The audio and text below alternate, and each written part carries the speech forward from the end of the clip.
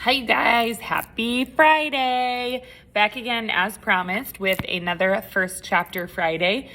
This year I'm bringing it back to when I was in 4th and 5th grade. This book came out a long time ago. I could look up the copyright date, but I honestly don't know when it was. It was back in my heyday, 1999, okay? And this has been turned into a movie, which is also really good, but I really think you're gonna like this one. It's like action, adventure. This is Holes by Louis Sachar. And it also won the John Newbery Medal. So you'll notice that it's been in our Newbery Medal bin for a while. I'm gonna read the inside and then just a little bit of the first chapter. Stanley Yelnatz's family has a history of bad luck. So he isn't too surprised when a miscarriage of justice sends him to a boys' juvenile detention center, Camp Green Lake. But there is no lake. It has been dry for over 100 years, and it's hardly a camp. As punishment, the boys must each dig a hole a day, 5 feet deep, 5 feet across, in the hard earth of the dried up lake bed. The warden claims that this pointless labor builds character, but that's a lie. Stanley must try to dig up the truth. Okay, here's the first chapter.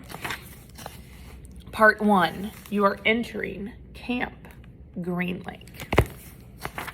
Chapter 1, there is no lake at Camp Green Lake. There once was a very large lake here, the largest lake in Texas. That was over 100 years ago. Now it is just a dry, flat wasteland. There used to be a town of Green Lake as well.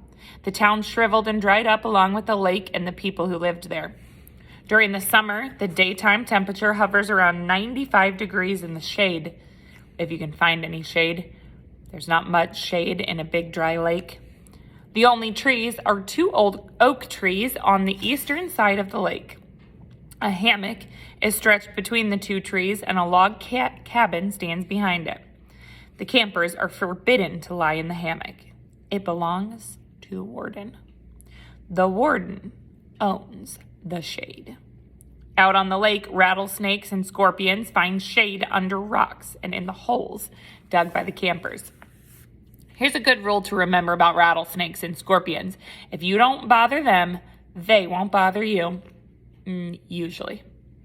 Being bitten by a scorpion or even a rattlesnake is not the worst thing that can happen to you.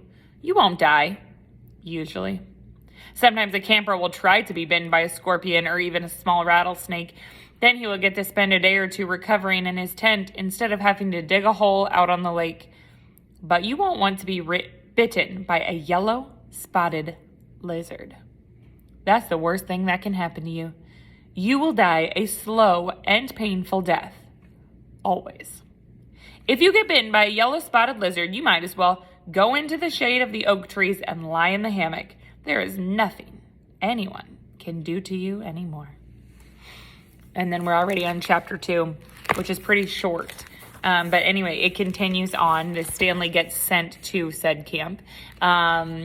But not for the reasons why you think. And there is a lot of interesting things that happen in Holes. Come pick it up today. Have a great day. Bye.